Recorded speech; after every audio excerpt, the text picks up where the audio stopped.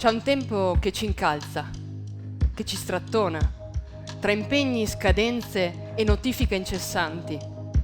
Un tempo che accelera, che ci chiede di stare al passo e che ci convince anche che fermarci è un lusso, rallentare una debolezza. E poi c'è un altro tempo, un tempo che non si misura col nostro orologio ma con la mente e anche con il cuore.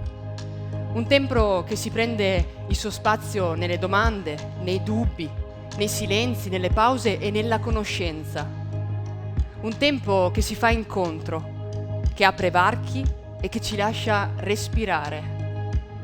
Noi siamo qui per questo, per prenderci il tempo di ascoltare, di pensare e anche di immaginare, per accorgerci che le parole non sono solamente dei suoni, ma sono delle nostre bussole.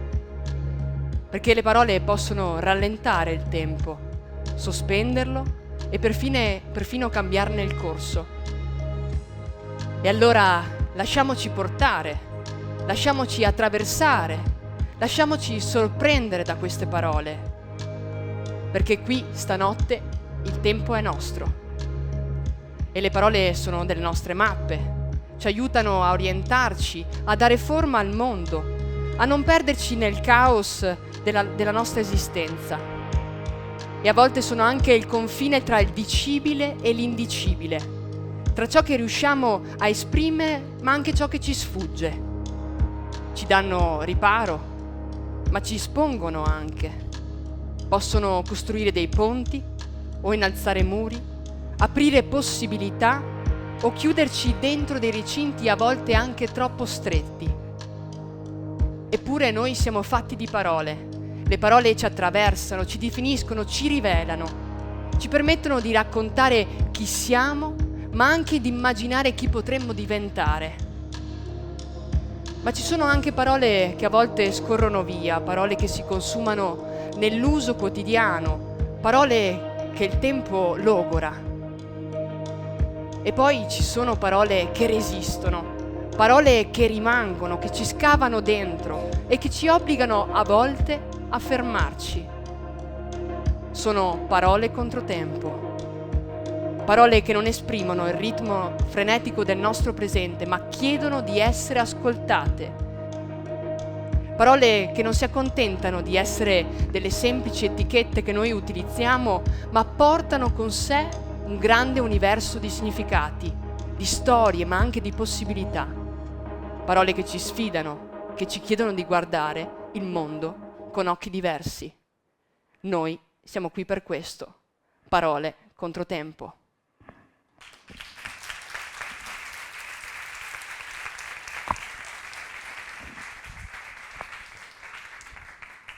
E allora con questa piccola introduzione vi do il benvenuto, le benvenute qui questa sera per la terza edizione di questa rassegna Parole Controtempo, nata da noi della Chiave di Sofia con l'obiettivo di riportare come sempre la filosofia al centro della vita quotidiana, mostrando come questa materia dopo tutto non sia così astratta e inutile come a volte pensiamo, ma in realtà permea costantemente la nostra vita. È una rassegna che da sempre abbiamo portato avanti insieme al comune di Pieve di Soligo, alla città di Pieve di Soligo, appunto iniziato 3 anni fa, intorno a queste parole che noi abbiamo volutamente definito controtempo, cioè quelle parole che per noi resistono al tempo, parole che a volte noi utilizziamo molto spesso nella nostra vita quotidiana, a volte abusiamo, oppure abbiamo dimenticato anche in un cassetto, ma sono parole che sono talmente importanti che hanno bisogno di essere così riscoperte come delle bussole. E noi da 3 anni lo facciamo grazie a pensatori e pensatrici che ci aiutano proprio in questo viaggio alla riscoperta di queste parole. Siamo partiti con le emozioni, con il narcisismo, abbiamo poi proseguito nella singolarità, nell'abitare, insomma diverse sfaccettature del nostro vivere quotidiano. Io chiamerei subito qui con me a fare gli onori di casa in questo auditorium l'assessore Eleonora Sec, che accoglierei con un grande applauso.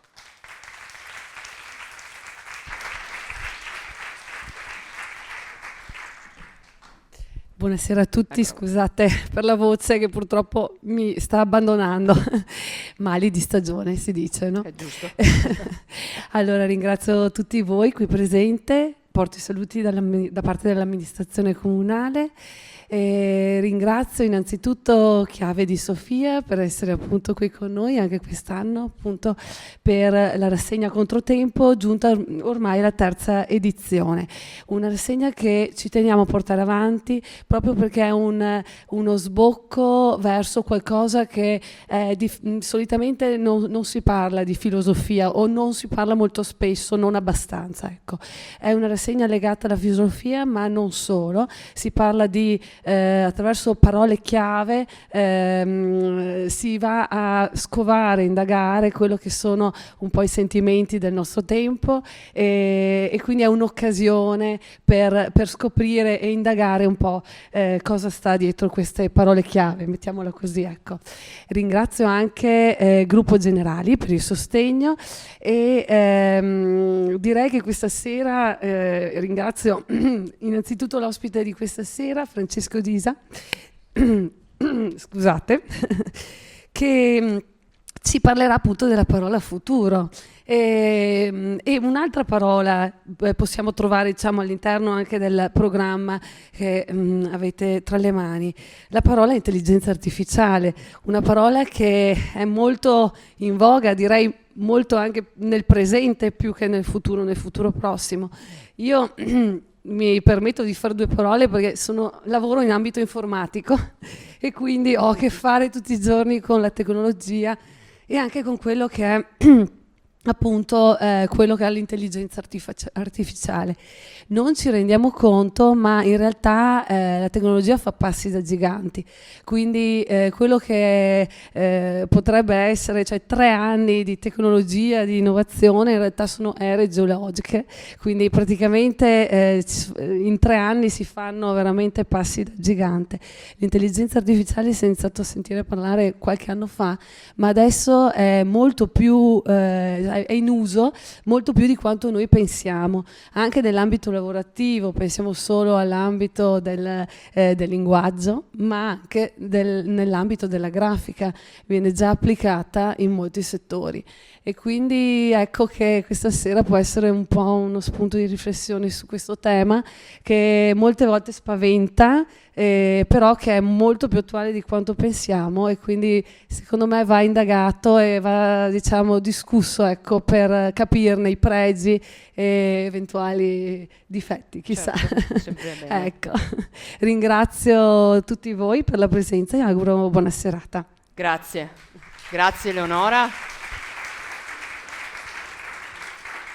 Come diceva l'assessore Sec, fare questi appuntamenti è sempre una grande fatica, una grande sfida. Noi pensiamo sempre agli eventi come delle piccole isole di resistenza, soprattutto in questo tempo storico che ci chiama davvero al pensiero, alla ragione e al senso critico. Io vorrei chiamare qui con me sul palco chi da sempre ha sostenuto questa rassegna, appunto Lisa Tognon di Agenzia Generali di Conegliano Corso Mazzini. Con un applauso, grazie.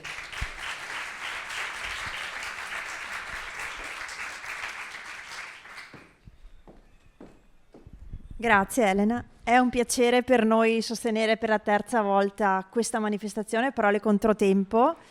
Sono 4 serate meravigliose, sicuramente lo saranno anche quest'anno, che ci consentono di staccare un po' la spina dalla frenesia che tutti abbiamo tutti i giorni tra lavoro, casa, impegni, e quindi ci faranno riflettere sul significato di queste parole bellissime anche quest'anno scelte, che magari tutti noi utilizziamo ma non riflettiamo sufficientemente sul vero significato della parola. Quindi grazie. Grazie a voi. È un piacere sostenervi, ecco. E per noi avervi con noi in questo Grazie. viaggio, grazie. Buon ascolto a tutti. Grazie Lisa e grazie anche ai tuoi soci. L'hanno già accennato, queste parole che abbiamo scelto quest'anno sono state per noi una grande sfida, perché ogni anno si complica un po' di più la faccenda. Allora abbiamo scelto come sempre 4 profili diversi, quindi non solo aventi a che fare con la filosofia, ma avremo anche l'antropologia, la sociologia e le neuroscienze. Quindi un percorso che vuole essere per voi veramente un viaggio a 360 gradi. Futuro, empatia, limite e famiglia sono le 4 parole controtempo 2025 che noi abbiamo scelto. Chiamerei qui subito sul palco le 2 voci che saranno protagoniste questa sera, il nostro ospite Francesco Disa e la nostra caporedattrice Giorgia Favero, che dialogherà con lui.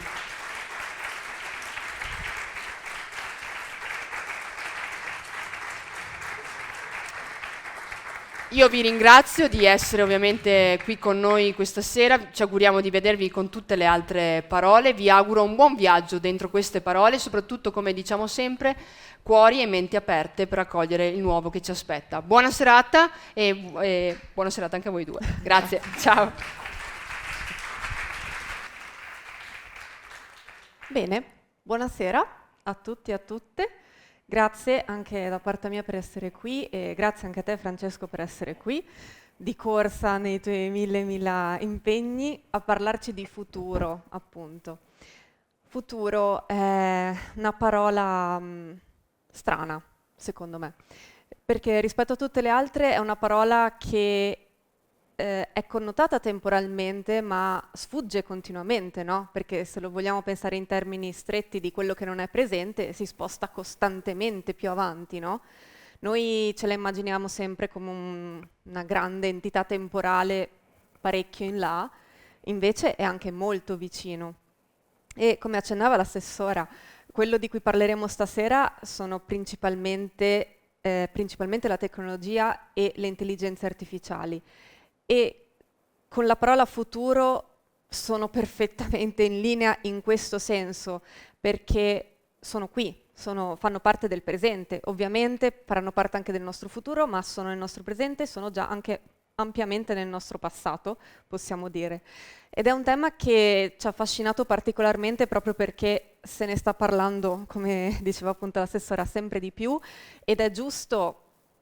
È fondamentale per noi che ci occupiamo di filosofia, ci occupiamo di cultura, parlare di queste cose, ragionare insieme, dare qualche strumento per approfondire questi temi che ormai cominciamo a trovarci davanti tutti i giorni. Anche per questo abbiamo voluto dedicare un'intera rivista alla tecnologia che abbiamo chiamato Frontiere Tecnologiche, ma anche lì per dare un senso di frontiera che non è una barriera fissa chissà quanto avanti a noi, ma è qualcosa di continuamente mobile. E abbiamo affrontato tantissimi temi all'interno della rivista, abbiamo parlato ovviamente di cambiamenti climatici, abbiamo parlato di guerra, abbiamo parlato anche di immagini, grazie appunto a Francesco Disa, che poi abbiamo voluto portare qui con voi. E, in effetti poi futuro è un tema che nella filosofia non compare neanche tanto spesso, bisogna dirlo. Si ragiona molto sul tempo, effettivamente, si ragiona molto sul presente, ma una connotazione un po', una riflessione un po' a 360 gradi su questo futuro effettivamente manca. E abbiamo voluto dare appunto questa sfumatura qui, grazie a Francesco. Lo leggo per rendere giustizia alle tante cose che fai. Laureato in filosofia, autore di saggi e romanzi, negli anni ha maturato un'ampia esperienza come teorico e divulgatore nel campo dell'intelligenza artificiale e della creatività, oltre a essere un artista digitale. Direttore editoriale della rivista culturale L'Indiscreto, scrive e disegna per diverse riviste sia italiane che internazionali. Le sue opere vengono esposte con crescente frequenza in mostre in Italia e all'estero. Attualmente è professore di filosofia presso l'Istituto Lorenzo de' Medici di Firenze e di illustrazione tecniche plastiche contemporanee presso l'ABA Brescia, da dove arrivi precisamente stasera, qualche ora fa. Perché l'ho letto? Perché noi parleremo appunto di questo libricino qui che vedete anche qui davanti, pubblicato nel 2024, La rivoluzione algoritmica delle immagini. Però appunto, come avete visto, Francesco si occupa di tantissime cose e quindi proprio in merito a questa parola futuro, da docente, giornalista, artista, intellettuale anche in senso ampio, qual è la tua percezione di questa parola, di questo concetto anzi di futuro, e anche da filosofo ovviamente, qual è la tua percezione, visto che frequenti così tanti ambiti, così tante persone, di questa parola, ma in realtà di questa entità futuro? Bene, allora con una domanda così prendo tempo intanto ringraziandovi per l'invito e che tutte le persone presenti per l'ascolto e Chiave di Sofia per il vostro invito. Futuro è una parola complessa perché l'unica cosa che possiamo sapere del futuro è che chiunque ne parli sbaglia, perché di fatto poi il futuro ci sorprende sempre. Quindi parlare del futuro è un rischio infinito, per questo probabilmente i filosofi saggiamente lo evitano, perché insomma non amano storicamente fare la figura degli scemi e quindi preferiscono non fare previsioni che poi in genere vengono sempre disilluse, perché quando prevedi qualcosa poi in genere la realtà si biforca in varie ramificazioni, qualcosa indovini, ma quello che indovini prende una forma diversa e quello che sbagli lo sbagli, quindi è sempre un problema.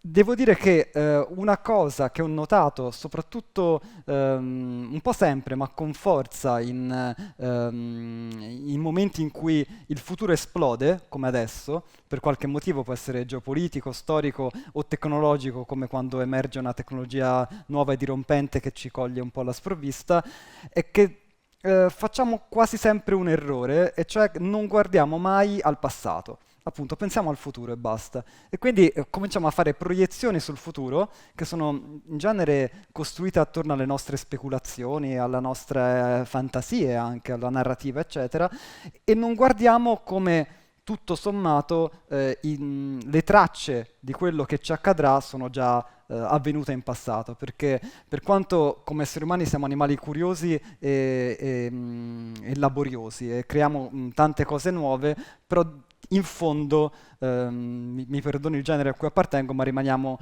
scimmie bellicose e irritabili, e quindi tutto sommato abbiamo delle costanti di comportamento che si ripetono nella storia e nelle nostre reazioni. Quindi chiaramente del futuro non si può parlare senza fare brutta figura, si può però provare a osservare il presente e l'ombre e le luci che proietta attraverso uno sguardo al passato. Questo è proprio di recente, e concludo, non voglio andare lungo, ma ho letto un brevissimo saggio di un'autrice, Kristen Drottner, del 1999, che è una sociologa che ha scritto, diciamo, ideato un bellissimo concetto che si chiama media panic. E lei dice, osserva da un punto di vista sociologico e dice: ogni volta che una nuova tecnologia o un nuovo media entra in campo, si ripercorrono sempre le stesse identiche cose, e quindi una fase di entusiasmo, di paura, la colpevolizzazione dei giovani, e lei fa tutta una serie di esempi storici che in realtà abbiamo sotto gli occhi, cioè internet, andando a ritroso, internet, il computer, la televisione, la stampa, la scrittura, i romanzi, la scrittura, ma anche la musica metal, i videogiochi, cioè tantissime cose disparate, tutte hanno sempre spaventato come qualcosa che sovverte l'ordine sociale in qualche modo, ovviamente in peggio. E una costante di questo sovvertimento a cui lei pone l'attenzione, secondo me molto interessante, è che ogni volta che succede, in genere si fa quello che in una bellissima puntata dei Simpson è una protagonista e fa "qualcuno pensi ai bambini", cioè ci si chiede subito quale sarà l'impatto sui giovani, no? E quindi dicono subito la TV rovinerà i giovani, internet rovinerà i giovani, l'intelligenza artificiale oggi rovinerà i giovani, e un tempo dicevano i romanzi rovineranno i giovani, Platone scrisse che la scrittura avrebbe rovinato i giovani e non solo. E il motivo per lei, e questa è la cosa interessante, è che in realtà questo testimonia una paura rispetto ai giovani, perché i giovani sono, diciamo, per motivi biologici e culturali più propensi a cogliere la novità e a saperla gestire. E la paura che le altre generazioni proiettano sul giovane in quanto fragile ed anello debole è invece uno specchio, perché l'anello debole è la generazione più anziana che perde capitale culturale di fronte a una novità, perché si trova comunque, statisticamente ovviamente, non sempre, però di media in svantaggio, perché i giovani tendono a impararla prima, quindi c'è una perdita di potere. E da un punto di vista sociologico è molto interessante, perché al netto che tutte le tecnologie che ho elencato hanno dei problemi, però ci fa vedere come appunto il nostro passato torna e torna e torna continuamente nel futuro. Sì. E infatti volevo collegarmi proprio a questo con un esempio molto concreto.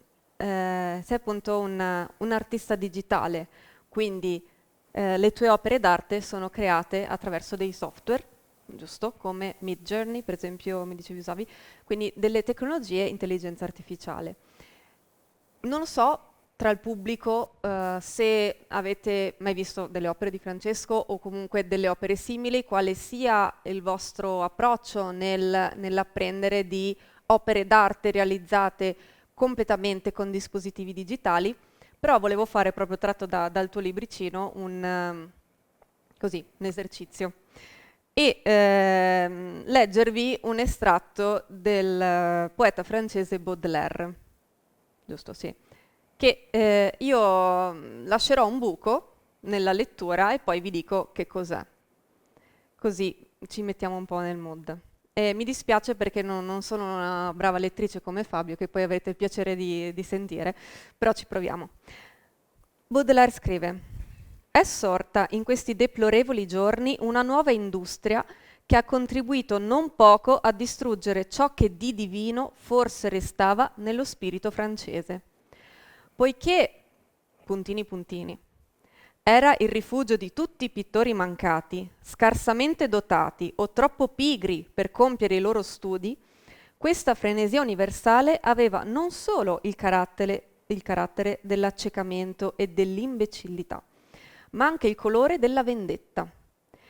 Che un così stupido complotto nel quale si trovano, come in tutti gli altri, i malvagi e i gonzi, possa riuscire in modo assoluto, non credo, o almeno non voglio credere. Ma sono convinto che i progressi male applicati della puntini puntini hanno contribuito molto, come d'altronde tutti i progressi puramente materiali, all'impoverimento del genio artistico francese già così raro». Il puntini puntini, qualcuno l'ha indovinato?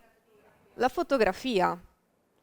Baudelaire questo diceva della fotografia, una cosa che per noi è già assodata, che per noi è già arte, non per noi nel 2025, ma già da parecchio tempo.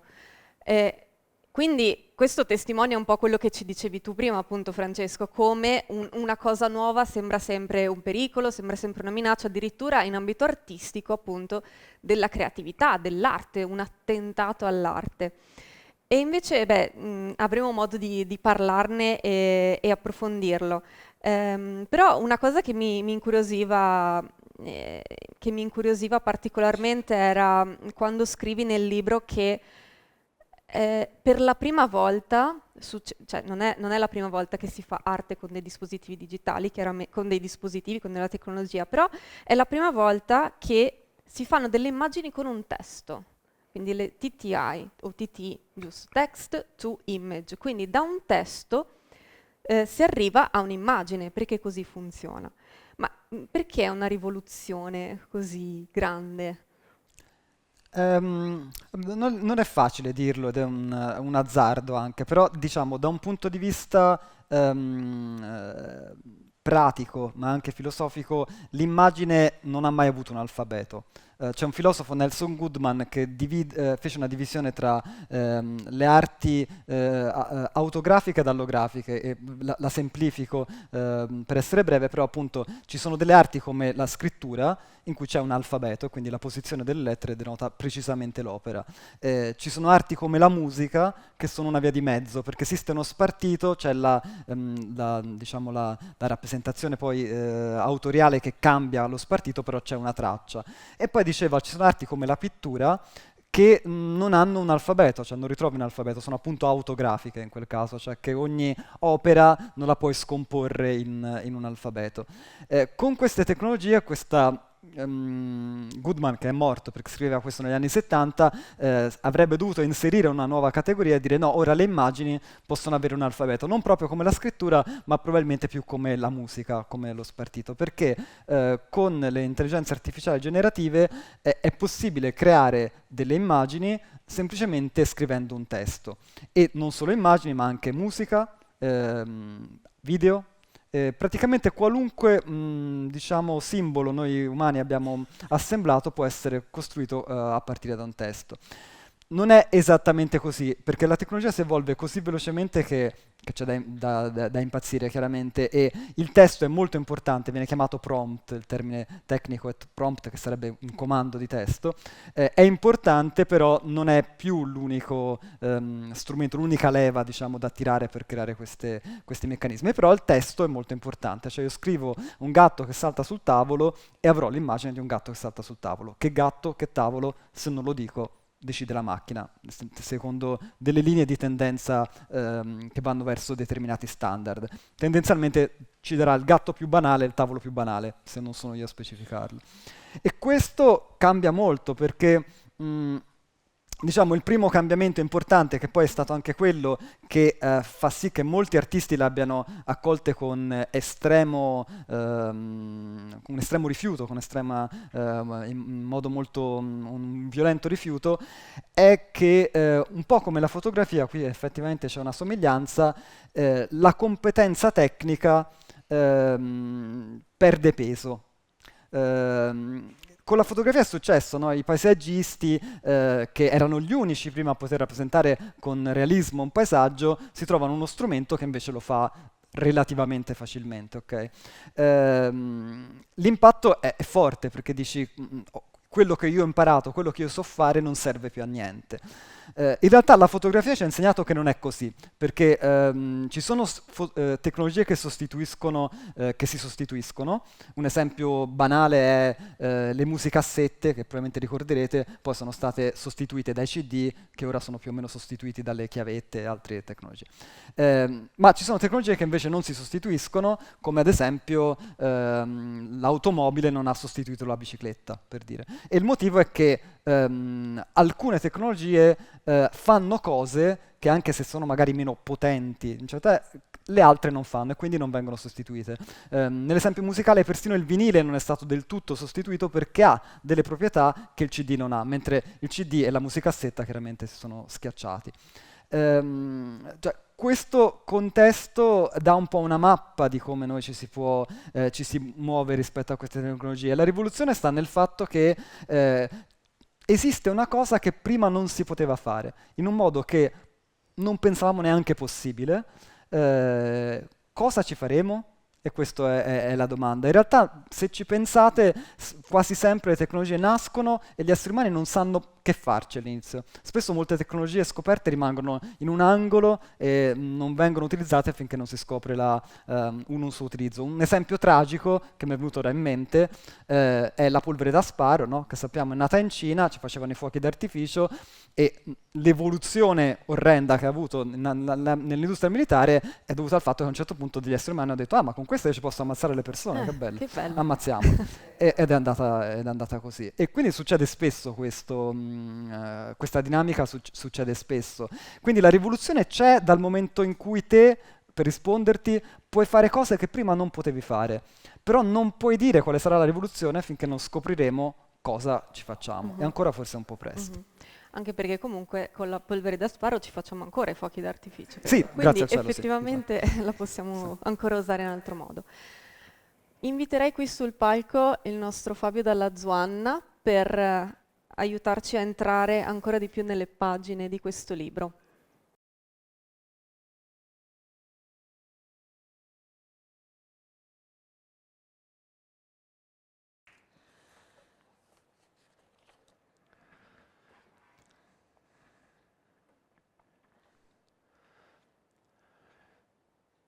Nel 1956 Günther Anders scrisse un libro sulla tecnologia, L'uomo è antiquato, che sebbene sia anch'esso in buona parte antiquato, per molti versi si può considerare profetico.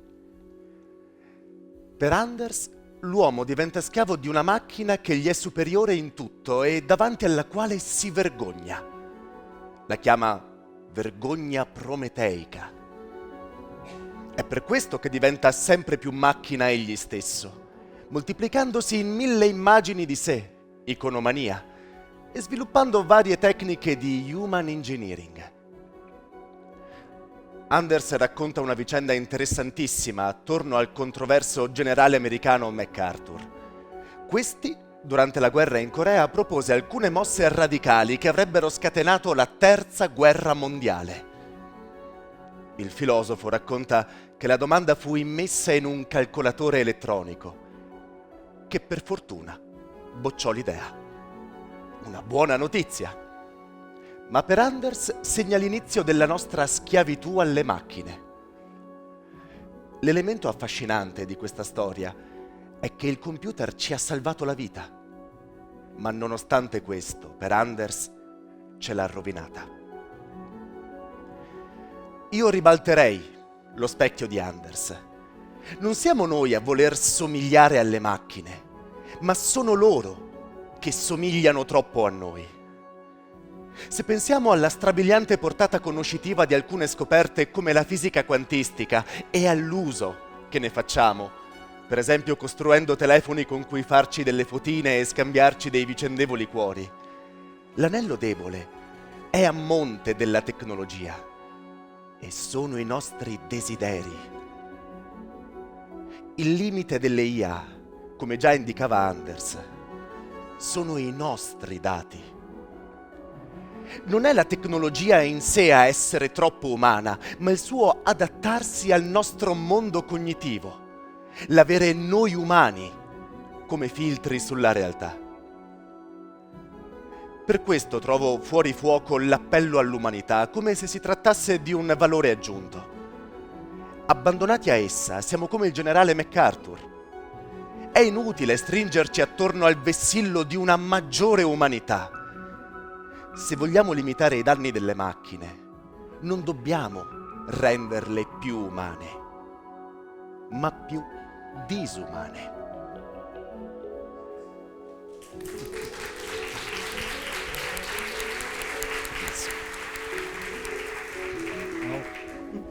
Che bello sentirsi leggere Sì. così bene.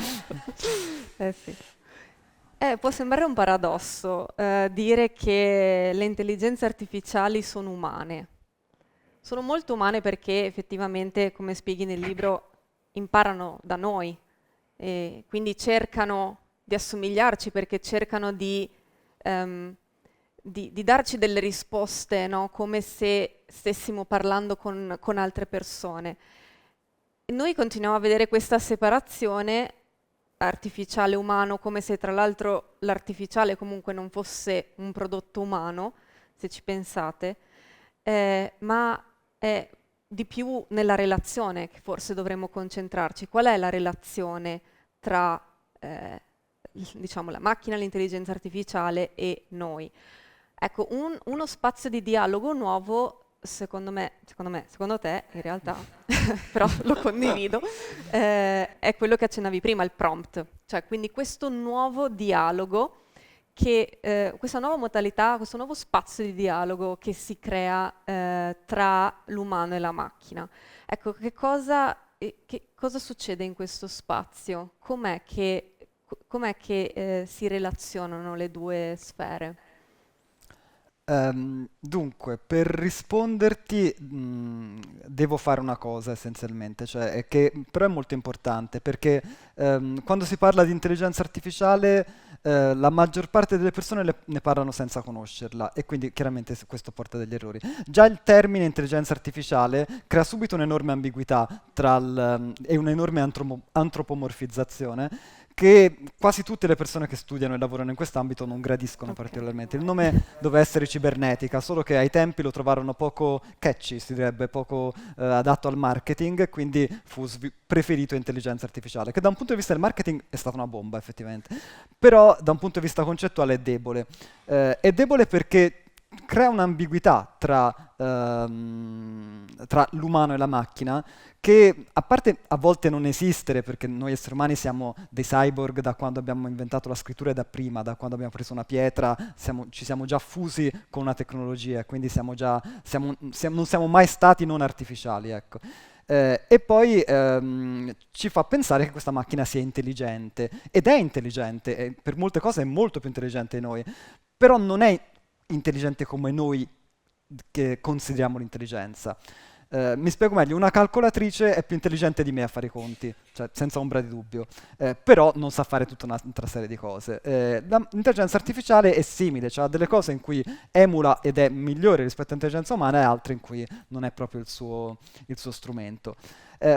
Il prompt appunto è il comando con cui noi la utilizziamo, ma anche questa è un'illusione, nel senso che voi probabilmente, penso forse tutti e tutte sapete o avete utilizzato una volta strumenti come ChatGPT o cose del genere probabilmente. Comunque si presentano come una interfaccia di chat in cui voi scrivete ciao come stai, lui ti dice sono una macchina, non sto in nessun modo, comunque bene, ciao, o robe del genere. Questa interfaccia è un design, non è la natura dello strumento, nel senso che è chi l'ha prodotta e costruita che ha deciso che era il modo più efficace per venderla, era farla sembrare come io dico spesso, un americano cortese, perché noi usiamo i progetti per lo più americani, anche se ora è uscito recentemente uno cinese meraviglioso, e quindi sono anche un po' tarati sulla cultura e il linguaggio americano, che per noi non è troppo esotico, ma comunque si sente che non è locale.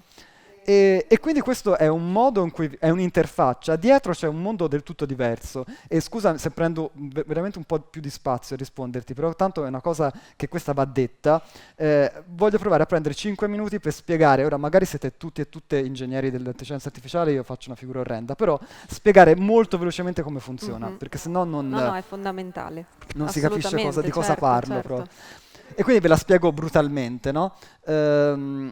Immaginatevi, allora, questi strumenti funzionano attraverso una quantità di dati spaventosa, cioè si tratta di miliardi di testi o miliardi di immagini, nel caso quelle fanno le immagini, o miliardi di video, e spesso tutto. Miliardi sono numeri che noi esseri umani non riusciamo neanche a concepire, cioè uno dice miliardo e automaticamente pensa tanto, ma miliardo è proprio un numero che noi umani non sappiamo gestire. Ci sono anche esperimenti psicologici interessantissimi che dimostrano come noi, dopo una certa soglia, dopo i 100, consideriamo tutti i numeri uguali, che sia 1000 o 10.000, non riusciamo a rapportarci psicologicamente a questo numero, perché sono numeri stratosferici.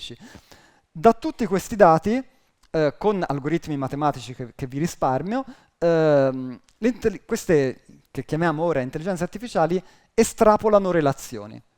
Quindi quando si tratta di parole, estrapolano relazioni tra pezzi di parole, vengono chiamati token, potremmo dire sillabe anche se non lo sono, cioè pezzi di parola, ca, ne, nel, tavolo. Questi, sa le relazioni tra questi. Nel caso delle immagini sono i pixel colorati che creano le immagini, quindi quadratini colorati. Queste relazioni che estrapola sono per noi del tutto aliene. Un'intelligenza artificiale non sa cos'è un gatto quando io scrivo disegnami un gatto e mi crea l'animale perfettamente. Sa come mettere quadrati colorati in modo tale che io, essere umano, dico ok, brava, questo è un gatto. È un mondo cognitivo del tutto diverso, se ci pensate, cioè proprio un altro modo di percepire il mondo e la realtà. E di conseguenza tende a dare la risposta più probabile, cioè a dire la cosa che più probabile, appunto. Per concludere la spiegazione vi racconto un aneddoto, che non è una spiegazione, me ne rendo conto, ma per darvi qualche elemento, che secondo me è proprio il momento forse in cui il concetto delle attuali intelligenze artificiali generative, che poi ce ne sono altre che usiamo da anni come Google Maps, senza il quale io mi perderei ogni giorno, ed è nel 1951, se non erro, Claude Shannon, che è uno dei padri della cibernetica, che doveva essere il vero nome di intelligenza artificiale, inventa questo gioco con la moglie, che è, prende un libro a caso, senza far vedere la copertina, lo apre e legge la prima lettera. E la moglie deve indovinare quella seguente. Quindi tipo legge una T, siamo in lingua inglese, la moglie indovina la H e pensa che sia l'articolo D. Okay? Dopo la H indovina la E. Dopo la E indovina spazio. Dopo lo spazio tira a caso e mette una N e magari sbaglia, e così via. Qual è secondo voi, ve la faccio come domanda, la percentuale con cui la moglie indovinava? Se qualcuno vuole sparare, o se te vuoi sparare, se non lo sai. Numeri per me sono un'area difficile. Sparate? Dai.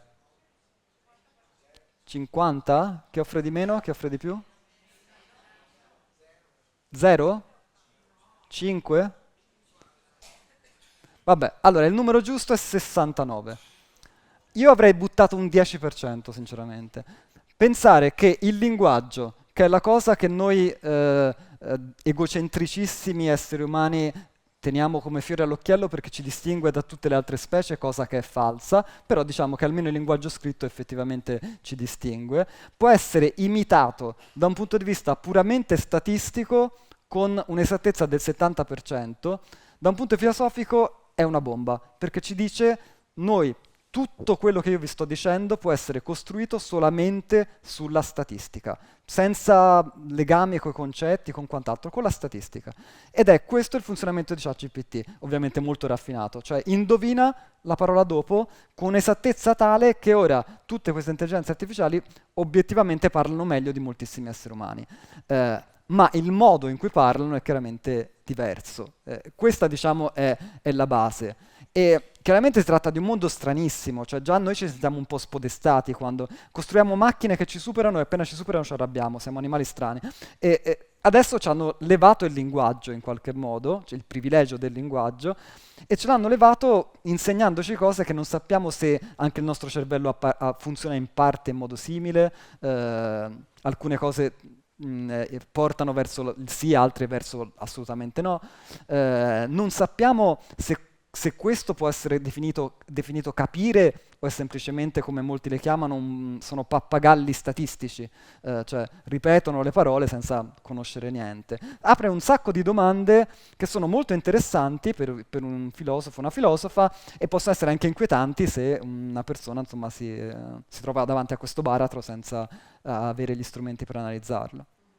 Ma è appunto nel libro sottolinei un pericolo di base, cioè, e che hai citato in realtà anche poco fa, l'antropomorfizzazione di queste macchine, di queste, appunto, già chiamandole intelligenze artificiali, effettivamente ci fa capire che stiamo cercando di, gli diamo un nome che ce le renda più comprensibili, più simili a noi. Perché l'antropomorfizzazione è un rischio in questo ambito? È un rischio perché ci fa sempre, è un tranello a cui caschiamo sempre, perché ci fa credere che tutto il mondo funzioni a nostra misura e imitazione, che è molto banalmente falso. Nel caso delle intelligenze artificiali, queste parlano come noi, è chiaro che viene da pensare che sono come noi, ma non è tanto questo il rischio, perché poi c'è sempre l'ingegnere che ti dice no, guarda, non funziona così, è comunque una macchina, eccetera. Anche se c'è anche chi dice no, in realtà secondo me ha un'anima o quant'altro. Il rischio più che altro è pensare che questa tecnologia sia autonoma e che non ci sia invece una serie di umani che la usano, che la governano e che la possiedono, che invece sono le cose più interessanti. Se io parlo con la tecnologia gli dico scrivimi un articolo su Leopardi, Giacomo Leopardi, e me lo scrive benino, penso che sia stata lei a farlo. In realtà il modo in cui io chiedo come scrivi questo articolo, proprio anche la posizione delle parole a volte, cambia molto il risultato. L'intelligenza artificiale non fa niente, sei te che utente che in base ai comandi la porti in certe direzioni, è chi ha programmato lo strumento che gli ha dato certi limiti, e di cui magari poi vi faccio accenno, e poi ci sono i dati. E i dati sono un po' di tutti in teoria, anche se chiaramente quelle costruite in Occidente hanno più dati occidentali, quelle fatte in Cina più dati orientali, eccetera.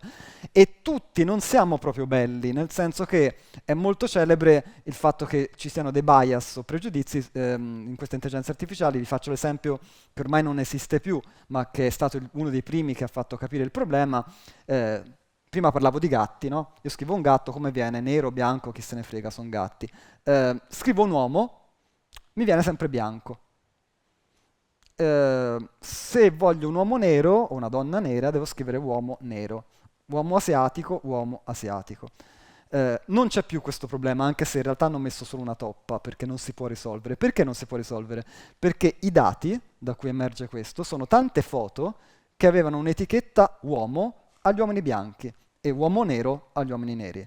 Perché c'è l'etichetta uomo qua e non qua? Perché in Occidente l'uomo per eccellenza è bianco, perché siamo di base una società razzista, molto banalmente. E quindi questo è il problema. L'hanno risolto con dei trucchetti molto brutali, ma se io adesso, ancora questo succede, chiedo a nurse, cioè in inglese infermiere o infermiera, avrò sempre una donna. Perché avrò sempre una donna? Perché lo stereotipo che noi abbiamo dato e insegnato all'intelligenza artificiale è che la maggior parte delle infermiere sia donne, che magari statisticamente è anche vero, ma cosa succede? Poi proietti l'idea che quello sia un lavoro da donne, che ovviamente non ha nessun senso. Quindi tutti questi stereotipi, tutti questi bias sono i nostri. E non sono solo questi sono quelli facili, ci sono quelli difficili, che sono che se io chiedo, faccio arte appunto, cioè chiedo le immagini più complesse, le intelligenze artificiali occidentali sono un pochino più brave a fare roba occidentale, quelle orientali viceversa. E questo è un problema che in realtà non è un problema, è una caratteristica, perché in qualunque società ci sarà sempre cioè ogni volta che io scelgo dei dati, una volta che io ho dei dati, non sono mai dei dati oggettivi e neutri, hanno sempre una direzione culturale e quella emerge inevitabilmente.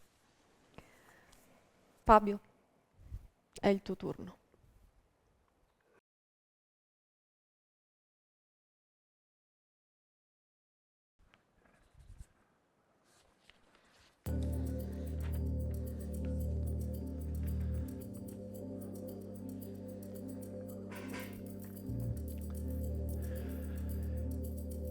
È bene che io faccia qualche cenno su quelli che considero i pericoli delle attuali intelligenze artificiali. Il problema su cui ho letto meno, che è alla radice di molti altri, è che a produrre questi strumenti siano sempre più dei monopoli e che di conseguenza queste diventino un bene elitario, sia nello sviluppo che nell'utilizzo. Al momento sappiamo che le intelligenze artificiali sono impossibili da produrre se non su scala industriale, perché per nascere richiedono la raccolta di miliardi di dati, la loro curatela, un grande lavoro di programmazione e moltissima potenza di calcolo. Anche per una grande azienda costruirle richiede un investimento oneroso. Le intelligenze artificiali sviluppate in USA sono in mano ad aziende private e così vale per il resto del mondo, anche se in Cina è presente un forte controllo statale. Qui entra in gioco la seconda sfida: la perdita di posti di lavoro. Sebbene siano viziate dall'hype di cui si parlava in apertura, alcune ricerche suggeriscono che queste nuove tecnologie causeranno un aumento del PIL mondiale del 7%, a cui corrisponde però la perdita di 300 milioni di posti di lavoro. È evidente sin da questa dicotomia che la previsione probabilmente gonfiata sia collegata alla questione che trattavo in precedenza. Dai un trattore a 10 contadini e saranno felici. Usalo per licenziarne 5 e si arrabbieranno. Se una tecnologia che potenzialmente potrebbe portare a un arricchimento globale andrà solo a vantaggio di pochi, la causa saranno i meccanismi che hanno già creato e acuito disuguaglianze economiche sempre più vaste. Ancora una volta, la causa non sono le intelligenze artificiali, ma il contesto in cui si inseriscono. Se a livello sistemico la questione è sociale, a livello individuale ci sono mestieri che subiranno dei limiti o che rischieranno di scomparire. È una dinamica che è avvenuta spesso in passato per via della nascita di una nuova tecnologia e potrebbe ripetersi anche adesso. Sebbene nessuno rimpianga gli accenditori di lampioni a gas, gli operatori di centralino o i calcolatori umani, questi e altri compiti in passato esistevano. In un futuro non troppo remoto, alcuni mestieri potrebbero subire una rivoluzione difficile da prevedere. Tra quelli automatizzabili, tutti i lavori che non vediamo l'ora di abbandonare scompariranno, mentre quelli in cui troviamo soddisfazione probabilmente no. Ma si inseriranno in contesti economici diversi e se il primo problema di cui parlavo non verrà risolto, è facile immaginare che si tratterà del consueto sfruttamento di molti da parte di pochi.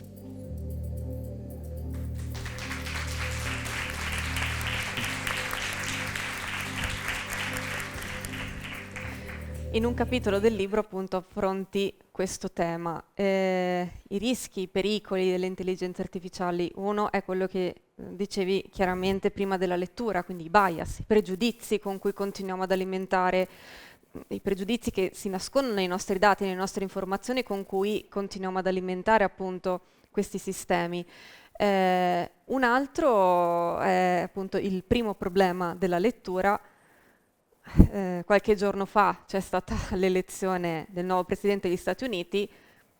Penso che abbia fatto pensare un po' a tutti ha fatto pensare un po' a tutti vedere in prima fila i cosiddetti giganti del tech, no? In prima fila l'elezione del nuovo presidente degli Stati Uniti. Questo è appunto il primo problema dell'intelligenza artificiale, cioè il fatto che si concentrino tutte queste informazioni, tutto questo potere in poche mani, sicuramente.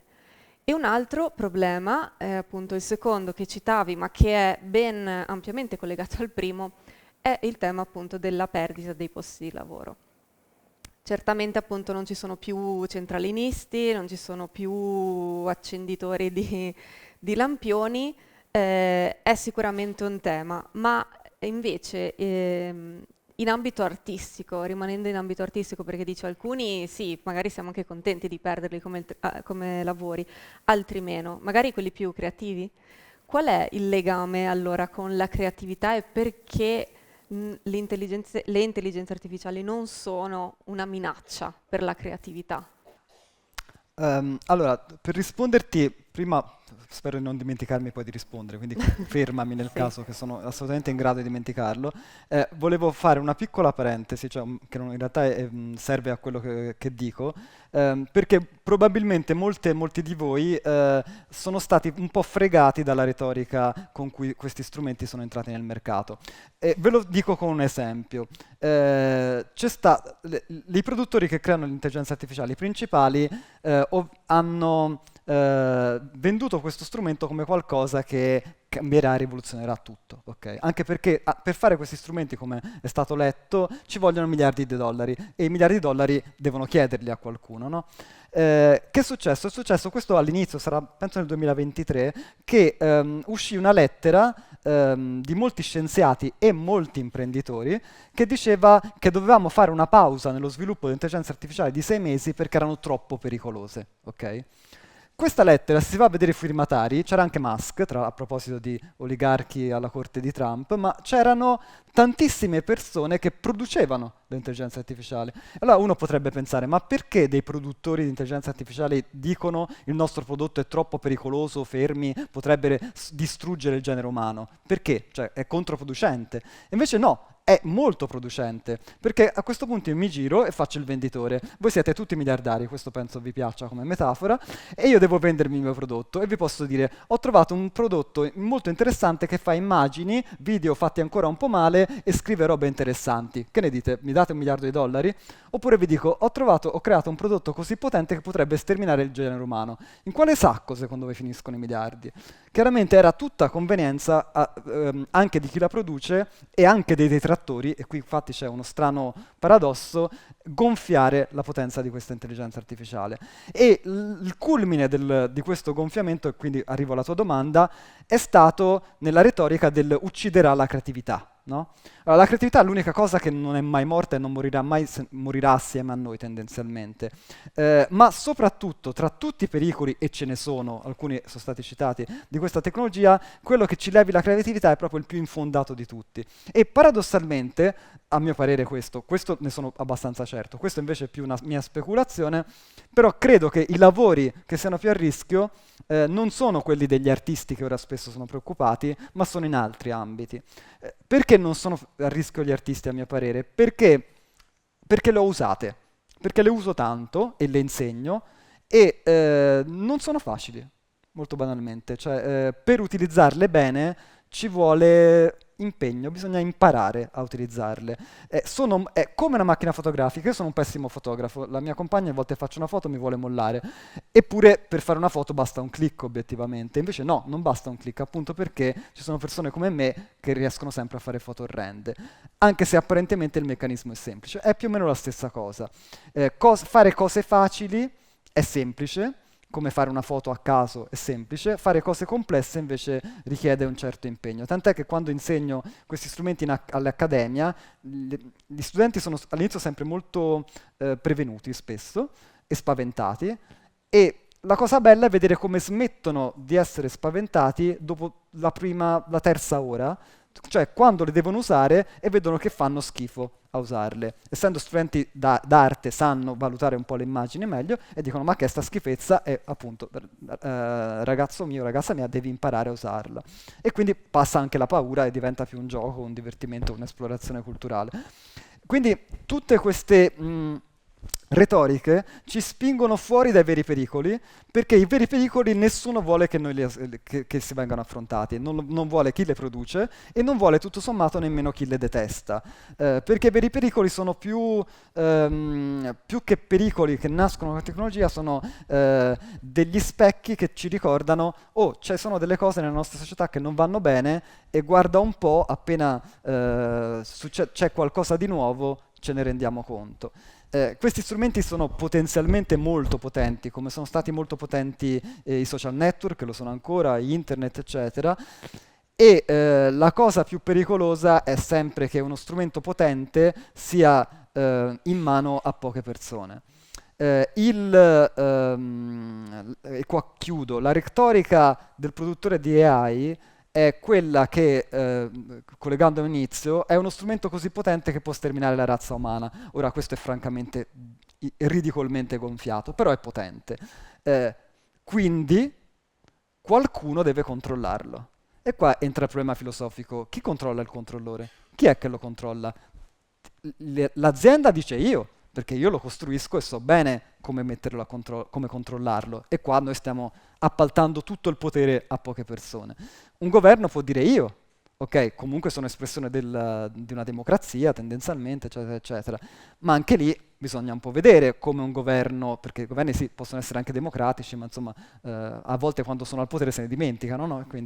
E quindi la cosa secondo me più importante è che più persone possibile conoscano lo strumento, sappiano come funziona, e di conseguenza però qua bisogna pretenderlo, ci si possa mettere le mani, cioè si possa modificare, cosa che con alcuni software di intelligenza artificiale è possibile, si chiamano open source perché sono quelli che appunto vengono rilasciati pubblicamente, chiunque abbia le competenze per farlo può modificarli e analizzarli. Questo è un grosso potere che viene restituito all'umanità, che ha più o meno generato questi strumenti, perché almeno abbiamo il potere di dire ok, è potente ma non ce l'hai solo te. Potenzialmente ce lo possiamo avere anche noi, anche se chiaramente ci sono dei problemi anche qua, perché comunque richiede strumenti non indifferenti. La capacità di utilizzarli anche, come anche dicevi prima. In effetti un'altra frase un po' retorica sull'utilizzo di questi strumenti è il mito della neutralità. Esempio banalissimo che si ripete sempre: il coltello può che è uno strumento tecnico della tecnica, può servire per affettare le verdure, ma anche per uccidere una persona. Quindi la retorica diciamo, si sente dire il coltello è uno strumento neutro, dipende da come io lo utilizzo. In realtà questa idea della neutralità della tecnologia ne parlava già Heidegger tempo fa, è un po' anche questo un falso mito. Infatti uno strumento in realtà non è mai neutro nel momento in cui viene creato, e forse affinandosi, cioè arrivando a strumenti così raffinati rispetto a quello che può essere un coltello, è una domanda che ancora di più dobbiamo farci. Questa vera neutralità dello strumento tecnologico? Sì, assolutamente. Lo strumento non è affatto neutro perché viene plasmato dal contesto sociale che lo crea. Ha degli elementi di neutralità che sono quelli del funzionamento del mondo che ti porta verso certe leggi della natura e non altre, però non è neutro. Te hai fatto appunto l'esempio del coltello, un esempio molto bello secondo me per far capire questa non neutralità è il microonde, che ora non vorrei sbagliare, ma ha una storia molto interessante, perché il microonde nasce come strumento quando fu sviluppato, non mi ricordo l'anno, comunque mi sembra attorno agli anni 60, ora non vorrei dire una data sbagliata, comunque quando nasce il prodotto doveva entrare nel mercato per un pubblico maschile, perché doveva essere il modo in cui il maschio, che notoriamente non sa cucinare perché gli prepara la moglie, può prepararsi in modo veloce un pasto da solo. Ok? Questo era il modo in cui è stato venduto. Fu un fallimento. Perché? Perché il maschio non aveva nessuna intenzione di prepararsi il pasto da solo, c'era la moglie e tanti saluti, essenzialmente. Casca in una società maschilista che non accoglie questa idea. Cosa fanno? Lo colorano di rosa, gli mettono una grafica diversa e dicono è per te, donna di casa, che potrai preparare dei pasti molto più velocemente. E allora comincia a vendere. Okay? E questo è lo stesso oggetto, però cambia il contesto e cambia l'uso, no? E chissà se continuava a svilupparsi come prodotto per la cucina veloce del singolo e dello scapolo, come poi si sarebbe evoluto il microonde negli anni. Si è evoluto in modo diverso, chiaramente ora è un oggetto di tutti, insomma, però perché ha seguito questa strada. E tutte le tecnologie seguono questo percorso. La stessa cosa che ho detto prima della chat, no? Di queste intelligenze artificiali che parlano con la chat. Ora vi dico una cosa complessa, perdonatemi, ma per chi le usa la chat è un limite mostruoso, cioè non voglio buttarmi in tecnicismi, ve lo dico con una metafora. Quando hai davanti a un'intelligenza artificiale è come se te avessi un attore che può recitare tutte le parti del mondo. Ok? Quindi fammi Shakespeare, mi fa Shakespeare, fammi l'assassino, mi fa l'assassino, fammi l'innamorato, mi fa l'innamorato, fammi il razzista, mi fa il razzista. È stato rinchiuso e gli hanno dato una parte, l'americano educato, quello che dicevo, che poi al suo interno può fare delle piccole recite con dei limiti.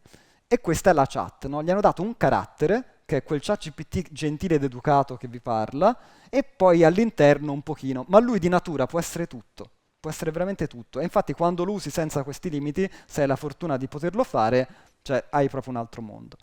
E questo però è stato scelto ed è per chiudere proprio su questo, secondo me è il modo più chiaro per esprimerlo, ripeto, penso che molte di voi l'abbiano usato, no? Le persone di media quando si rapportano con questi strumenti li trovano gentili, educati, io mi ci sono anche affezionato forse ad usarlo. Se lo chiedi in America, se lo chiedi in Europa pure, anche se qualcuno come me dice a me mi sembra un americano, sarà perché io appunto gli insegno agli americani, quindi noto la differenza culturale che c'è nel rapportarsi a un americano o un europeo. Se questo strumento occidentale lo portiamo in Oriente, soprattutto invece in Africa, è una ricerca questa, non è che me lo sto inventando, le persone dicono che è un po' inquietante, che si comporta in modo strano. Perché? Perché è stato modellato attorno alla cultura verso cui doveva essere venduto. Per noi non lo capiamo nemmeno perché potrebbe sembrare inquietante, ma per un africano o un cinese o un thailandese quel modo americano di risponderti è un po' creepy, evidentemente, un po' inquietante. E questo appunto dice proprio chiaramente come ogni piccolo passaggio, ogni piccolo anello di una tecnologia non è neutro, è plasmato socialmente continuamente, su una base che è ovviamente tecnica, però di fatto. Certo. Fabio, invito di nuovo te sul palco.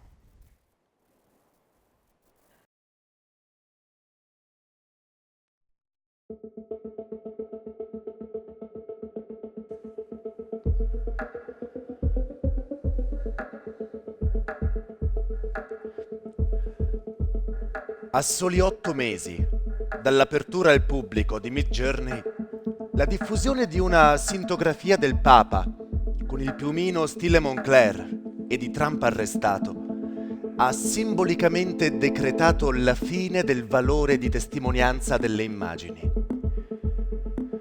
In precedenza ho utilizzato la metafora dell'avvento della fotografia per parlare di questi software, ma c'è un ambito in cui l'effetto è opposto. Perché se il valore documentale nasce con la fotografia, muore definitivamente con le TTI. Non è facile capire se sia una buona o una cattiva notizia. Le società umane, in fondo, se la sono cavata senza fotografie per millenni. Ma il mondo non è come in passato e dobbiamo iscrivere l'evento in un contesto di totale interconnessione e globalizzazione. Insomma, non possiamo fare semplicemente spallucce. Partiamo da un dato di fatto. le cose stanno così e bisogna farci la pace. Persino il sogno del più ostile luddista è adombrato dal fatto che ormai queste tecnologie esistono e se anche fosse possibile vietarle, qualcuno potrebbe usarle illegalmente. Anche l'idea di una sorta di marchio digitale per le immagini prodotte da IA, sebbene utile, potrebbe essere aggirata da qualche hacker, come spesso accade in informatica. Una volta crollata la fiducia non si torna più indietro. Così come il risveglio annichilisce il valore di verità del sogno. È però il momento di chiederci se il valore di testimonianza delle immagini esisteva davvero. Se la credibilità della fotografia non era morta, infatti, non godeva certo di buona salute. Lo abbiamo visto con il Covid e in seguito con il conflitto in Ucraina. Più un'immagine è falsificabile, più viene contraffatta e, di converso, più cala la fiducia nei confronti delle testimonianze veridiche. È iconico a questo proposito l'episodio di uno dei primi bombardamenti in Ucraina, illustrato al TG italiano con la scena tratta dal videogioco War Thunder. Iconico, anche perché le bombe, sebbene non lì e non in quel modo, devastavano davvero il territorio ucraino.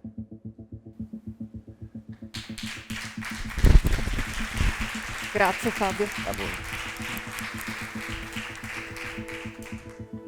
Avete presente l'immagine del Papa con il giaccone simil Moncler? Sì, tutti. Vi era sfuggita magari il bombardamento con le immagini del videogioco? O l'avevate sentita questa cosa?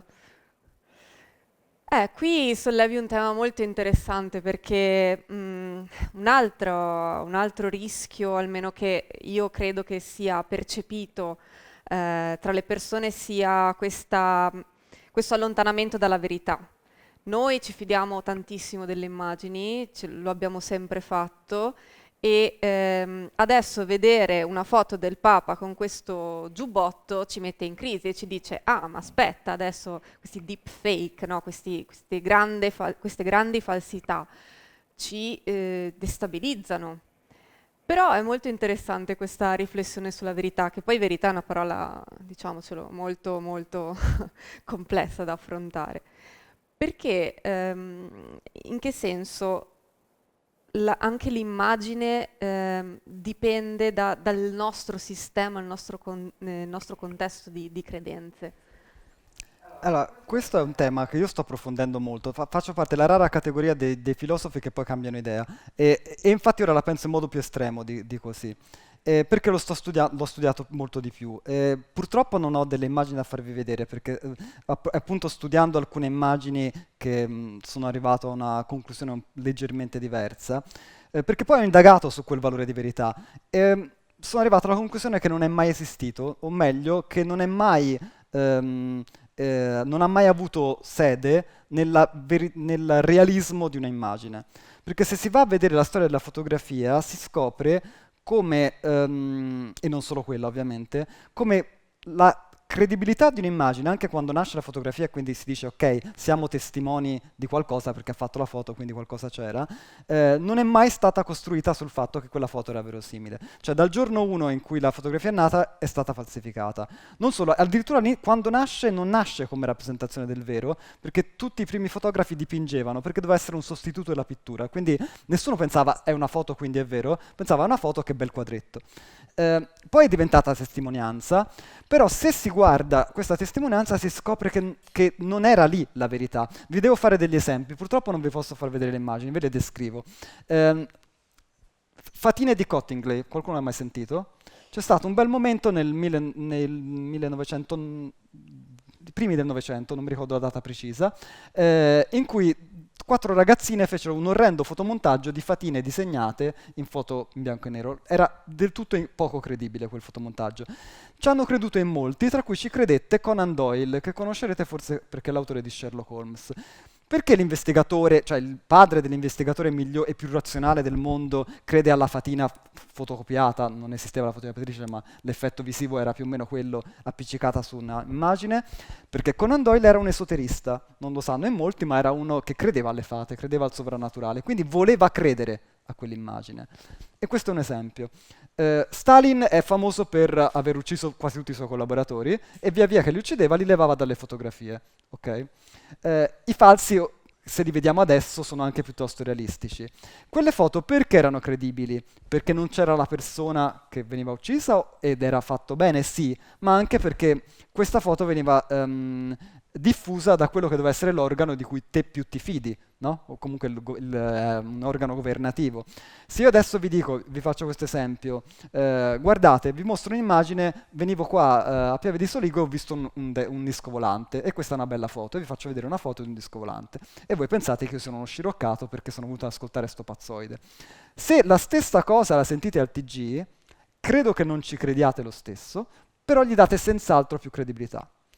Trump in campagna elettorale disse il famoso "They're eating the cats, they're eating the dogs", cioè delirò sul fatto che gli immigrati mangiavano cani e gatti in un paese che non mi ricordo, Springfield, non mi ricordo che era anche un nome iconico. Perché in molti ci hanno creduto? Se lo dice vostro zio alla cena di Natale, pensate che lo zio ha bevuto troppo. Se lo dice quello che poi è diventato il presidente degli Stati Uniti, anche se magari chi non lo ama non gli dà credibilità, comunque le persone ci credono di più. Infatti poi sono venuto a conoscenza di studi che mostrano come la fonte della notizia sia estremamente più importante della notizia in sé nel dare notizia. Noi abbiamo un esempio enorme di questo fenomeno e non ci facciamo caso, che è il cambiamento anzi la crisi climatica.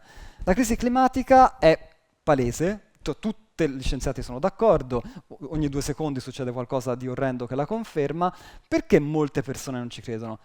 Motivi psicologici perché hanno per la paura e 1000 altri motivi, ma anche perché noi veniamo da un percorso in cui le industrie fossili hanno, e questo non è un complottismo, cioè è una cosa che ormai è conclamata, hanno spinto una certa propaganda per dire che questo fenomeno era inesistente. Ora, in pochi ci cascano, ma per molti anni ha funzionato.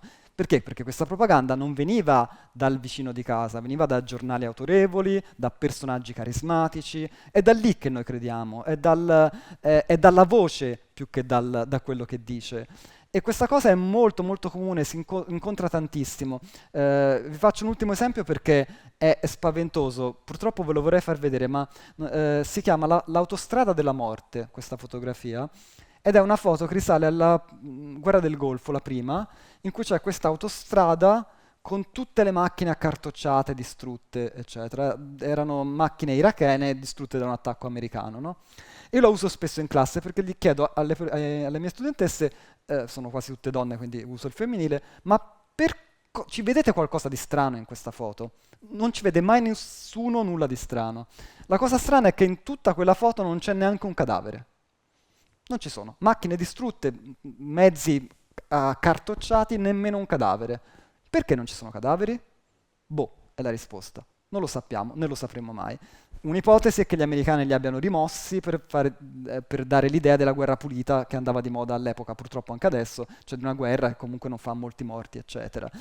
Ma tutte le foto sono dall'inizio, per parafrasare Susan Sontag, una menzogna. Perché se io adesso faccio una foto in quest'angolo qua, dico ascoltarmi c'era un sacco di persone, la faccio a questa prima fila vuota, non c'era nessuno. Cioè già solo l'inquadratura è la prima menzogna. Quindi, appunto, per tornare e concludere, questo valore di verità, in realtà queste tecnologie ci ricordano che non è mai esistito, che il valore di verità deriva dal contesto in cui viene plasmata la storia, che più che le immagini sono le storie, le narrative che ci fanno credere nelle cose. Noi crediamo in tantissime storie, i complottismi sono un caso estremo, no? Cioè, ci sono persone che credono che Biden era un satanista che stuprava i bambini sotto una pizzeria. Cioè, ora, è chiaro, uno ascolta e dice, vabbè, questi sono matti. No, non sono matti, sono persone che sono entrate piano piano in una narrativa. Le narrative ti entrano nel cervello. Se noi raccontiamo molte delle nostre grandi religioni a cui magari crediamo ad alieni, ci sentono come Biden e la pizza, probabilmente, cioè o anche la nostra scienza ad alieni ci dicono ma credete ancora a queste cose? Cioè noi esseri umani tendiamo a credere e tendiamo a credere alle storie, e sono le storie che, condite con immagini e tutto, ci persuadono. Infatti questo mio cambiamento, cioè non cambiamento, ma estremismo, è derivato dal fatto che tutti temevano che le ultime elezioni americane, che erano molto importanti, sarebbero state bombardate di deepfake. Io pensavo, ma secondo me no, e infatti no, cioè ci ho azzeccato, mi faccio un complimento da solo. Perché no? Perché i deepfake, tutto sommato, funzionano meno, funziona più l'immagine finta, funziona più chi era Taylor Swift con la maglietta finta che era palesemente finta, cioè I Want You aveva tipo il cilindro e così, funziona più quello che l'immagine finta. E allora appunto in un futuro dove qualcuno immagina avremo biblioteche di libri scritti da ChatGPT o altre tecnologie simili in cui avremo sempre di più, perché già ci sono mostre in musei di opere create digitalmente. Come lo possiamo affrontare questo futuro in cui sono sempre più presenti nelle nostre vite?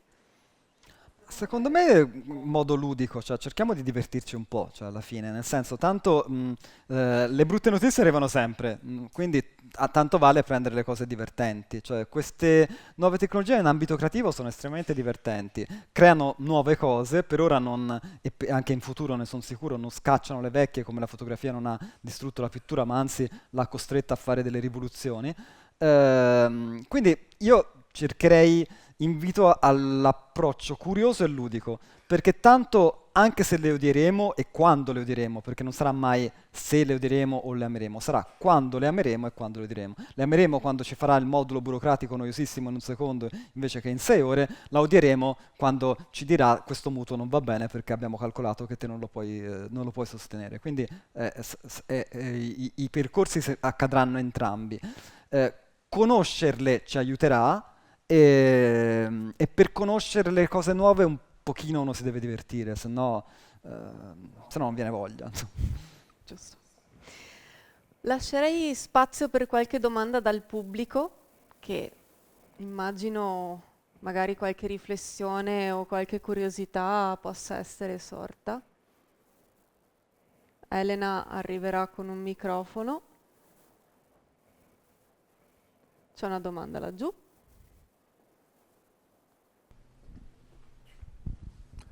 Buonasera, mi sentite? Sì. Io volevo chiederle cosa ho sentito adesso, soprattutto l'ultima parte, no? Che forse l'IA deve essere vista anche come un aspetto ludico con le mostre, ma cosa ne pensa lei dell'intelligenza artificiale applicata al mondo della sanità? Che già c'è, nel senso, la mappatura del tumore alla prostata, farei anche altri 1000 esempi, cioè come dovremmo comportarci noi?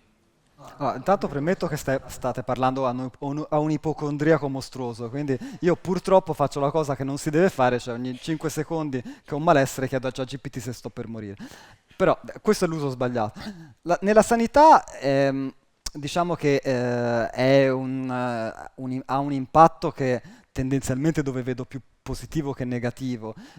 Chiaramente va sempre usata con la supervisione del medico, ma in realtà, e questo già accade, però anche lì in realtà per ora, nel senso, faccio un esempio appunto che poi è simile a quello che ha fatto lei del tumore, no? Viene usata con successo perché identifica dei tumori al seno, alla prostata, prima degli esseri umani. È chiaro che uno non si fa operare perché l'intelligenza artificiale ha previsto il tumore, deve esserci un medico che dice sì, ci sta, forse sì, vediamo.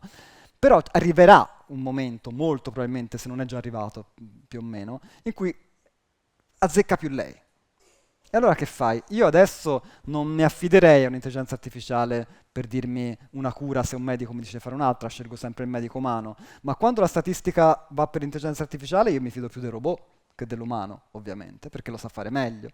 Quindi c'è un po' questa strada che dipende dalle evoluzioni. Teniamo conto che ci sono cose che puoi imparare bene, molto bene, come questa, e cose che invece non puoi imparare molto bene, cioè che non è proprio tecnicamente adatta a imparare. E sono anche spesso cose molto controintuitive, perché uno dice ok, vabbè, l'intelligenza artificiale potrà di sicuro riconoscere un tumore molto meglio, ma non sarà mai empatica come un medico umano. È una fredda macchina, il medico umano, se hai un tumore ti consola meglio. Invece ci sono ricerche che dicono che magari sbaglia più con certi tumori, perché tra l'altro per ora sbaglia molto l'intelligenza artificiale in molti ambiti, ma secondo gli studi è più empatica degli umani. Perché più empatica degli umani? Io dal medico sono stato varie volte, sinceramente la risposta ce l'avrei, però senza offendere la categoria che mi ha salvato la vita, tra l'altro letteralmente più volte, ma è più empatica perché non si stanca. Se io medico e il servizio sanitario è sotto stress e quindi accade sempre di più, ho continuamente pazienti che mi dicono le stesse cose, cioè dopo un po' non sei più empatico perché chiaramente gli esseri umani si stancano. La macchina, io ho ChatGPT, cioè se lo faccio l'ipocondriaco con la mia compagna, lei insieme a quella brutta storia delle fotografie, anche lì dice ok, mettiamolo nel pacchetto, molliamo questo scemo, perché si stufa. ChatGPT a volte sono passato, ammetto con voi una debolezza, ore di notte a dirgli ma davvero non muoio, ma davvero ok, e lui non si stanca, cioè ti dice no, davvero tranquillo, è tutto a posto. E lo dice comunque parlando da medico, no? Quindi dicendo no, perché vedi questa analisi in realtà dice che eccetera eccetera. Quindi è anche difficile prevederlo. Diciamo che senz'altro laddove può migliorare la ricerca scientifica, la salute umana, insomma è difficile dire di no, ecco. Posso adesso, scusa, perché purtroppo io sono un medico, no? Ovviamente ho detto che la vostra categoria mi ha salvato la vita. Ma secondo me, sai cos'è il problema, come dici te però? Il fatto della confidenza, tu dici no, io a ChatGPT dico ho mal di pancia, un po' di febbre, cosa posso avere? Ok, lei te lo dice, perché l'ho già provato anch'io, te lo dice. Il problema è che la convinzione poi dell'essere umano di andare a pretendere, ok, quel qualcosa che l'intelligenza artificiale ti dice di fare e tu vuoi pretesa che venga fatta. Cioè, come dici te, bisogna capire poi come governarla questa cosa qua, perché secondo me, io ti ho fatto l'esempio del tumore alla prostata, la si usa ormai da tantissimi anni, ok? Ti fa la mappatura, qua c'è una zona anomala, attenzione, ok? Poi l'intelligenza umana, non artificiale, che analizza il dato e dice ok, questo va bene. Ci sono svariati, l'elettrocardiogramma viene ormai refertato con l'intelligenza artificiale, ok? Poi il cardiologo lo vede, ma 99 volte su 100 ti firma e ti dice ok. Boh.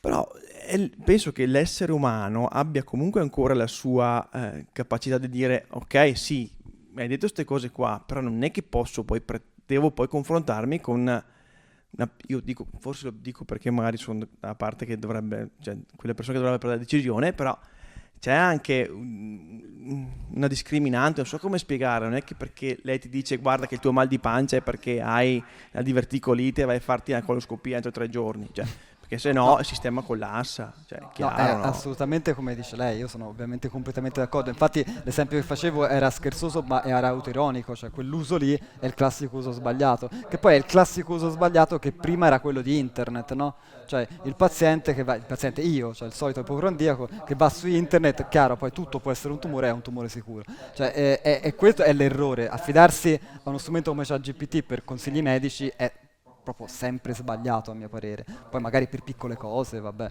anche se spesso indovina, però è sbagliato. Io intendo più l'uso di questa tecnologia in un contesto scientificamente controllato, ovviamente attualmente domani. Da un punto di vista speculativo, penso che negli ambiti accadrà, e probabilmente in molti ambiti è già accaduto, che in ristretti ambiti medici abbia un occhio migliore del medico stesso, e quando la percentuale di successo della macchina sarà più chiaramente anche il medico si affiderà più alla macchina che al collega, perché se indovina statisticamente più lei, dove va uno scienziato? Dove dice la statistica, no? Però assolutamente ci vuole sempre un controllo, ma questo non solo nella professione medica, un po' in tutte. Io, la professione in cui comunque non mi muore nessuno se sbaglio, a scrivere è uguale, cioè la uso moltissimo per la scrittura, per l'editing, a volte anche per valutare gli articoli, ma ci deve essere sempre una coordinazione umana perché per mille motivi, tra cui che sono macchine che hanno questa caratteristica bellissima, perché è una caratteristica creativa, ma ovviamente pericolosissima se noi le prendiamo come oracoli, cioè sbagliano. Anche gli umani sbagliano, ma se affidarsi completamente a macchine che sbagliano, chiaramente non è una buona idea. Qualche altra domanda, curiosità? Una lì giù. Mi inserisco proprio forse nel filone della risposta a questa, sul tema del controllo, diciamo. Non so se è una domanda troppo tecnica, ma AI Act, quindi il fatto che l'Unione Europea, la vecchia Europa, abbia deciso di cercare di regolamentare o perlomeno di mettere, tra virgolette, dei paletti, diciamo, o perlomeno delle linee guida. Qual è la sua opinione? So che non sono un esperto, non sono un legale, ma mi pare che tra i vari requisiti, i vari parametri dovrebbe esserci anche quello, e qui mi inserisco sulla responsabilità di quello che viene fatto, il fatto che dovrebbe esserci anche la possibilità di risalire per una certa quota a come è stata presa la decisione, cosa che nell'intelligenza artificiale credo sia impossibile, perché gli algoritmi macinano, hanno algoritmi di decisione che sono super ramificati. Mi verrebbe da chiedere che lavoro fa prima di fare un'altra brutta figura. Però, Ufficio tecnico. Mi occupo di forni al microonde, se proprio l'interesse.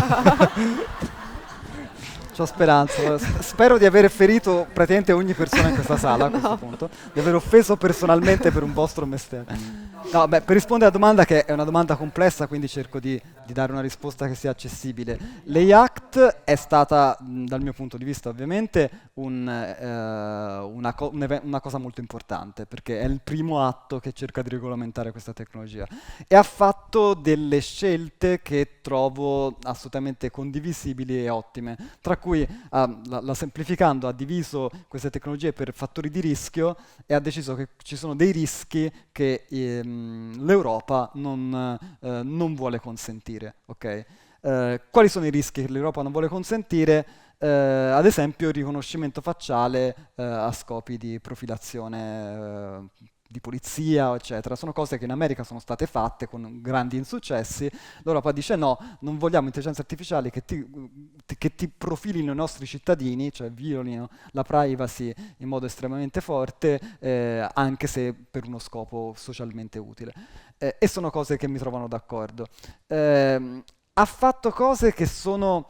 non ha fatto cose che non poteva fare, perché se proprio dovevamo trovare un rischio più grande era l'intelligenza artificiale in ambito militare, ma nessuno Stato, nessun continente per motivi geopolitici può dire no, noi lo vetiamo, perché quello accanto la usa e ti mangia. Purtroppo con le armi funziona sempre così, però le armi le vendiamo dall'Italia con l'intelligenza artificiale. Google ha lavorato, una notizia recentissima, all'intelligenza artificiale che è stata usata in Palestina, a Gaza, durante gli ultimi scontri. Quindi insomma sono strumenti molto in uso. Ha poi cercato di normare cose che a mio parere non possono essere normate, come quella che ha detto. Ha fatto richieste impossibili o richieste che diventeranno obsolete tra 5 minuti, perché va più veloce la tecnologia della legge essenzialmente. Quindi quella che ha detto lei, cioè che bisogna saper risalire a una decisione di intelligenza artificiale, è banalmente impossibile, perché appunto per motivi tecnici, quindi è una richiesta senza senso. E ha perso secondo me anche delle occasioni, soprattutto con le intelligenze artificiali generative, che sono quelle che non sono state considerate ad alto rischio a meno che non siano tanto potenti, cioè una soglia proprio tecnica. Generative sono quelle che fanno testo, immagini, video, eccetera. E lì che ha fatto è l'Europa è stirata tra due poli, tra le persone che vogliono limitarle anche da un punto di vista dei dati, perché i miliardi di dati su cui sono state addestrate sono anche protetti dal copyright, no? Non se ne sono molto fregati di questo. E quindi qua ci sarebbe un enorme capitolo immenso in cui ho una posizione molto estrema e minoritaria, però uno dice no, non dovete usarli, altri dicono sì, si possono usare. L'Europa che ha fatto? È stata nel mezzo, perché ci sono forze economiche da entrambi i lati, no? E ha fatto una scelta che è sintetizzerei in ni. Le puoi usare ni, non si sa bene ancora come andrà a finire. Per me questa è stata un'occasione persa perché, e qua concludo cercando di dare un senso a questa risposta, perché prima parlavo delle tecnologie open source, e ho detto perché secondo me e molti altri sono importanti. L'Europa secondo me poteva dare dei grossi vantaggi a queste tecnologie open source in modo da farle sviluppare, quindi dire che ne so, ok, i dati non li puoi usare se sono protetti dal copyright a meno che non fai tecnologie open source, o comunque potenziarle in qualche modo. Non l'ha fatto. Perché era utile secondo me? Per due motivi. Uno, filosofico e culturale. La tecnologia secondo me deve essere il più aperta possibile a tutti e a tutte, quindi è quello che davvero evita i rischi. Non qualcuno che controlla, ma tutti sanno e tutti possono. Questo per me è la strada migliore.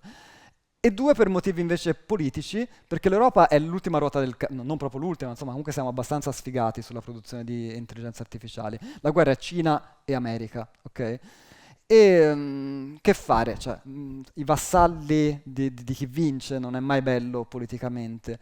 E se noi facevamo, da un punto di vista legislativo, potenziavamo l'open source, probabilmente avremmo fatto confluire nel nostro continente molte persone, molti scienziati, molte aziende che volevano lavorare in questo settore. Invece così le aziende tendono ad andare altrove perché le leggi europee sono anche giustamente molto più rigide che altrove. Però purtroppo questo è un motivo politico, può essere un danno.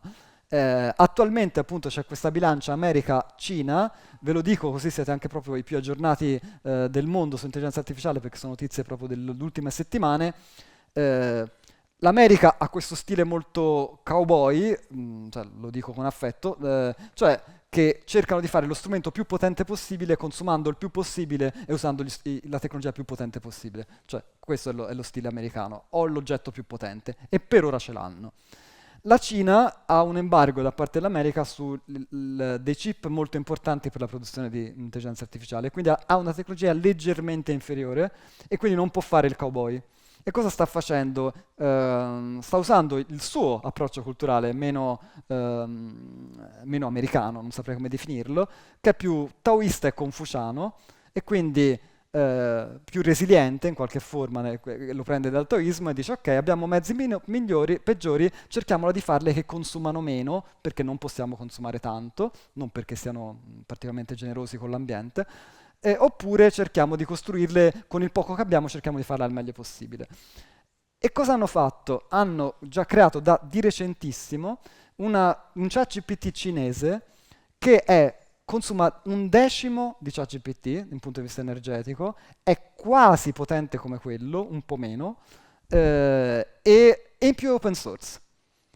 Tutte le aziende americane sono terrorizzate, c'è Altman che è terrorizzato da questa cosa, infatti è per questo anche che si è avvicinato a Trump probabilmente, perché vuole cercare di bloccare i suoi veri nuovi concorrenti che sono la Cina. Questi sono degli equilibri delicati, molto delicati, e a mio parere cioè, la scelta dell'open source è vincente da parte della Cina, e la scelta forzata del consumare meno pure, perché di fatto queste aziende sono le uniche che ora stanno guadagnando, le altre sono tutte in perdita, cioè chiaramente investono miliardi, sono in perdita perché consumano troppa energia e perdono soldi, però hanno la speranza che una volta che raggiungi l'oggetto migliore, quello più potente, poi domini il mercato, che non è che sia un'idea stupida, è ovviamente realistica. Ecco, l'AI Act casca in questa rete complicatissima di equilibri economici, politici, purtroppo militari, e che si deve fare. Non poteva essere perfetto, però insomma già tanto che ci si sia provato, ecco, mettiamola così. E questo dimostra anche appunto quello che dicevamo all'inizio, cioè noi parliamo di futuro ma è qualcosa di continuamente mobile. Infatti mi aveva colpito appunto nel tuo libro quando dicevi, il libro è del 2024 e dicevi magari voi avrete in mano questo libro e sarà già obsoleto su alcuni punti che toccherò, e questo non significa che non dovete leggere il libro, ovviamente, anzi, proprio perché dà una bella dimensione, dà un bel quadro anche sul passato, come dicevamo prima, cioè per riuscire a capire che cosa stiamo affrontando, dobbiamo intanto cercare di capirlo e anche cercare di capire che non è un asteroide che è crollato lì nel mezzo e che è una roba mai vista, che sta scatenando delle dinamiche mai viste, cioè in parte sì, però in realtà possiamo fare molti paragoni con cose che già conosciamo e quindi riuscire in questo modo ad affrontarle meglio. Ora, io non penso che si sentano offesi dalla tua presenza, anzi, penso che... Qualche altro mestiere. Sì, no, non indaghiamo oltre i mestieri del pubblico, però penso che sia stata una serata molto arricchente, almeno per me lo è stata sicuramente, e quindi ti ringrazio moltissimo, Francesco, per essere stato qui. Grazie a te, grazie a voi per l'ascolto.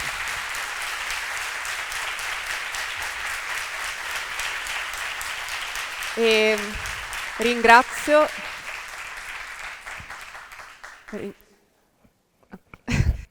Ringrazio ovviamente il Comune di Pieve di Soligo, l'assessora, che ci ha accolti di nuovo in questa cornice per poter parlare di queste cose insieme a voi. Grazie all'Agenzia Generali Conegliano e grazie soprattutto a tutte e tutte voi che siete qui, alla biblioteca che ci ha accolto, a Nadia, Maria, Giorgio, io? Ah. Scusate, niente, ok, vabbè. Stavano cercando di suggerirmi qualcosa che mi sto dimenticando, ma va bene.